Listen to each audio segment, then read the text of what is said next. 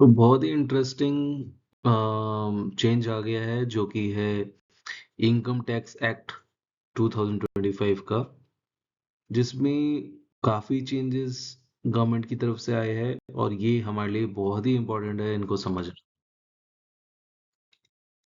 पहले जो बहुत मेजर चेंज है कि पूरा का पूरा इनकम टैक्स एक्ट 1961 जो था वो बिल्कुल क्लोज कर दिया है, उसको डिलीट कर दिया है, ओवरहॉल कर दिया है और नया इनकम टैक्स एक्ट 2025 लेके आए हैं विथ रिस्पेक्टिव रूल्स।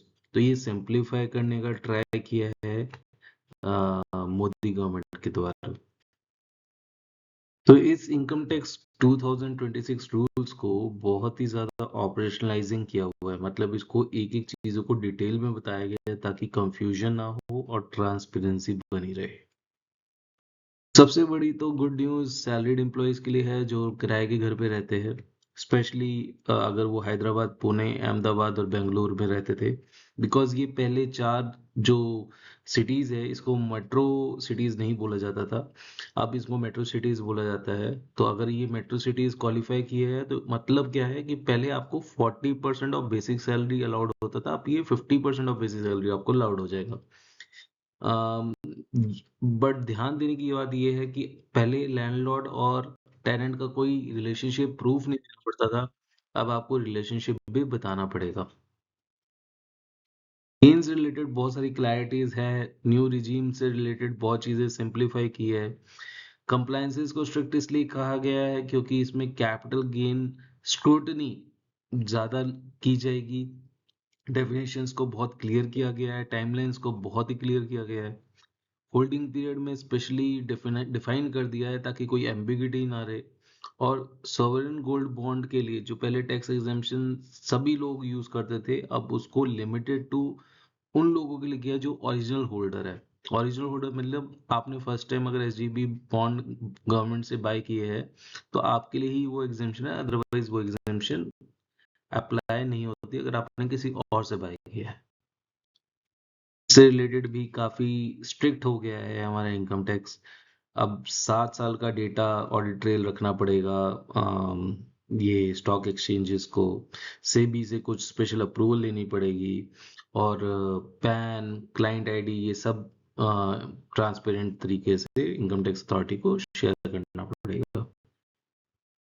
पहले 2-3 टर्मिनोलॉजी यूज करते थे, असेसमेंट ईयर, प्रीवियस ईयर, अब वो सब टर्मिनोलॉजी खत्म कर दी है। सेम 1 साल को टैक्स ईयर बोला जाएगा। मतलब अगर आज 29 मार्च 2026 है तो ये एक ही ईयर माना जाएगा जो कि 25-26 है। पहले इसको बोलते थे 25-26 previous year, 26-27 assessment year, but अब वो से सब चीजें हटा दी है, अब बोला गया जाएगा टैक्स ईयर बस।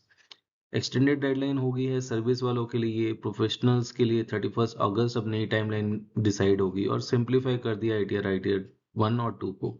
तो अभी जब आईटीआर फॉर्म्स आएंगे उसमें हम ज़्यादा बेटर देख पाएंगे कि किस लेवल पे सिंप्लीफाई किया गया है। और बिजनेस वालों के लिए एक्सटेंशन मिल गया है तो अच्छी बात है कि उनके लिए अलग टाइमलाइन है। ये बहुत ही कॉमन है फॉरेन कंट्रीज में और अब अच्छा है कि गवर्नमेंट ने भी इसको फॉरेन कंट्रीज से इसको कॉपी किया है और कहीं ना कहीं ये बिजनेसमैन के लिए बहुत इम्प्रूवमेंट लाएगा। अरेस्ट के प्रोविजन जितने हार्श थे पहले, अब वो अरेस्ट के प्रोविजन अब इतने हार्श नहीं है। सीधा इनकम टैक्स ऑफिसर रिकवरी के लिए अरेस्ट नहीं कर सकता और डेफिनेटली बैंक अकाउंट्स और प्रॉपर्टी सीजर ये सब तो रहेंगे रहेंगे, बट पहले था कि अगर टैक्स पे नहीं करा तो अरेस्ट कर लो। अब वो थोड़ा सा सिग्निफिकेंट रिलीफ है टैक्स पेयर के पास कि इनकम टैक्स ऑफिसर नहीं कर पाएगा। भी चेंजेस हुए हैं जैसे एजुकेशन अलाउंस 3,000 अब हो गया है, हॉस्टल अलाउंस 9,000 पर मंथ हो गया है और अगर कोई आर्म्ड फोर्सेस का डिसेबिलिटी पेंशन आ रहा है तो उसको कंप्लीटली एग्जेम्प्ट कर दिया है। और वीडियोस के लिए प्लीज मेरा चैनल जरूर सब्सक्राइब कीजिए जो कि है लीगल विद करण। हम ऐसे ही इंटरेस्टिंग वीडियोस डालते रहेंगे और आपका हमारे चैनल को सब्सक्राइब करना हमें मोटिवेट करता रहेगा। हम और अच्छी अच्छी इंटरेस्टिंग वीडियोस लेके आते रहेंगे और इस YouTube को और बेटर एजुकेशन प्लेटफॉर्म बनाने का ट्राई करते रहेंगे। So thank you so much.